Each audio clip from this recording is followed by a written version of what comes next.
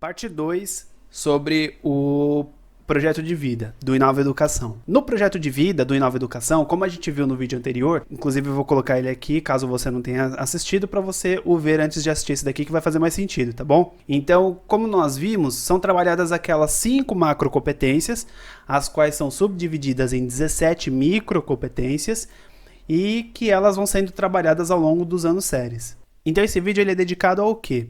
A nós vermos o caderno de respostas do aluno, o porquê de terem algumas das microcompetências somente e o quanto é importante a gente prestar atenção no processo de preenchimento desse caderno de respostas. Depois que, ao final do bimestre, o professor trabalhou com você atividades as quais propõe o desenvolvimento daquela microcompetência com você, você vai se autoavaliar, que inclusive é uma novidade do Inova Educação, que é a proposta do aluno se autoavaliar em relação ao seu desenvolvimento no componente. E aí, nesse momento da autoavaliação, você vai recorrer ao caderno de respostas do aluno, no final do seu caderno de projeto de vida. Lá você vai perceber que não tem uma folha para cada uma das 17 microcompetências. Por quê? Como a gente viu na matriz de competências, elas são trabalhadas ao longo dos anos séries com foco em algumas. Então, algumas pode ser que se repitam, foi trabalhado com você em um determinado ano série, depois ela retorna em um outro ano série, mas nunca elas são trabalhadas as 17 ao mesmo tempo, tá bom? Por quê? Como eu disse, para que o trabalho seja com foco, porém, ao longo da sua vida escolar, do 6º à 3ª série do ensino médio, por todas elas, você vai ter passado em determinado momento. Então, no seu caderno de respostas, vai ter no máximo, de acordo com a matriz que a gente pode observar, 10 microcompetências, 10 folhas, uma para cada microcompetência. Por quê? O máximo que um ano série trabalha são 10 microcompetências. Eu acredito que seja o 8º ou o 7º ano, tá aí na matriz para a gente conferir. E assim vai, tem ano que trabalha 6, tem ano que trabalha 8, 5, e aí é uma folha para cada uma dessas. E aí, antes que você responda essa folha de respostas, é interessante que você faça o treinamento com uma folha que vem um pouquinho antes, em que é apresentado uma pauta de critérios, assim como vai ser na folha da microcompetência mesmo. É apresentado os degraus, da mesma maneira que vai ser apresentado nas folhas que você vai responder para valer. Só que é colocado o exemplo do escovar os dentes, para que você pratique e veja o quão você é desenvolvido na escovação de dentes. Então, como vai ser? Primeiro você lê o degrau 1, que é eu nunca escovo os dentes. Bom, provavelmente você não vai se encontrar nesse degrau, então você fala, não, eu não sou degrau 1 em escovação de dentes. O que você vai fazer? Você não vai ler o próximo degrau, você vai lá para o último. Então você vai ler o degrau 4. Eu escovo os dentes e passo fio dental 2 vezes ao dia. Bom, aí pode ser demais, talvez você não faça dessa maneira. Você escove os dentes essa quantidade de vezes ou até mais, mas não passa fio dental 2 vezes ao dia. Então você também não se encaixa no degrau 4. E aí sim, o que você vai fazer agora? Aí você volta para o degrau 2 e faz a leitura. Não se encaixou? Vai para o degrau 3. Você não se encaixou nem no degrau 3, nem no degrau 4, mas você vê que eles se parecem com o que você faz. Então você seleciona a caixinha que indica entre degrau 3 e degrau 4. E aí, por que essa leitura ela não é feita de maneira linear, de uma ponta a outra, e sim das extremidades para o centro?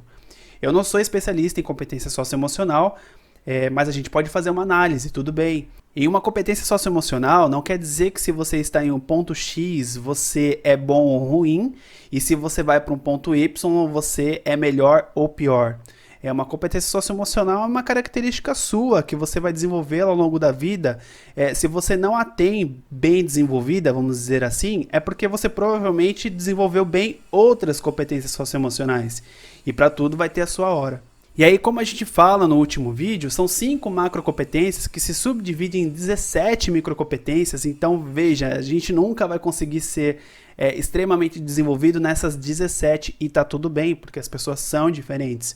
Então, essa leitura, ela pode ser simplesmente para indicar, veja, se você está aqui e não aqui, não quer dizer que você é ruim, quer dizer que nesse momento você está assim e que você está vendo onde talvez você queira chegar ou até onde você chegou nesse ponto aqui do ano série. Depois de trabalhadas com seu professor, com a sua turma, tais atividades você desenvolveu até esse ponto. E isso se estende até esse degrau, caso você tenha como objetivo desenvolver essa microcompetência até esse degrau. E aí, quando você for para as folhas, depois que você praticar com essa ação de escovar os dentes, quando você for para as folhas mesmo de resposta do projeto de vida, vai ter lá uma para cada microcompetência daquele seu ano série. O título da microcompetência vai estar no canto superior esquerdo, tem uma descrição sobre ela, e quando você for na pauta de critério, você vai ver as definições dos degraus, para que você determine em que ponto você se encontra depois daquele bimestre fazendo atividades focadas naquela microcompetência. Então, na folha, por exemplo, da microcompetência iniciativa social,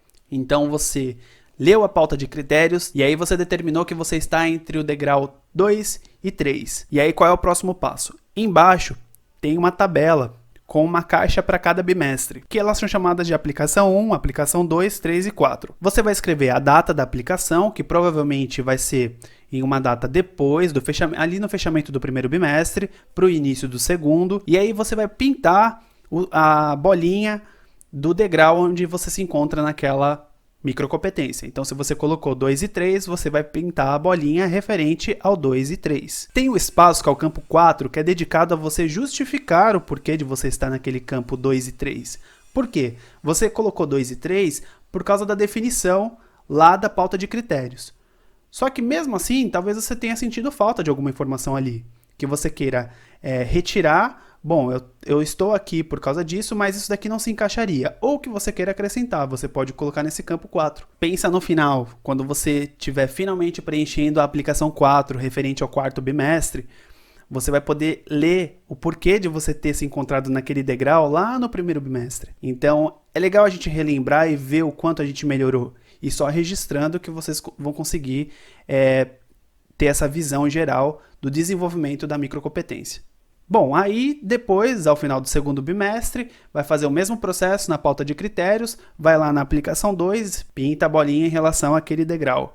Bom, eu marquei 2 e 3 no final do primeiro bimestre e no final do segundo bimestre eu tô vendo que eu me encaixo mais somente no 2. Tá tudo bem, a princípio você parece ter regredido, vamos dizer assim. Você estava ali no desenvolvimento daquela microcompetência, estava em 2 e 3 e você acaba se sentindo agora no 2. Você vai justificar isso e você vai ver em relação àquela justificativa do primeiro bimestre o porquê, o que está faltando ali, o que tem ali, aliás, que está faltando agora no segundo bimestre para você ter se encontrado agora no degrau 2 e não mais no 2 e 3.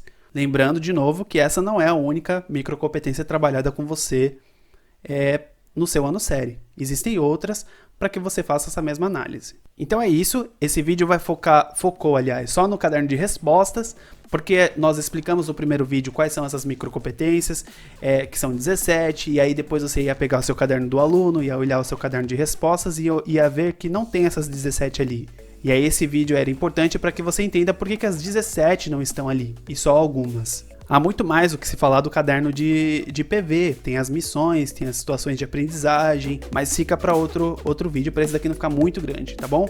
Se foi útil para você, compartilha com seu colega, para que essa informação chegue a ele também.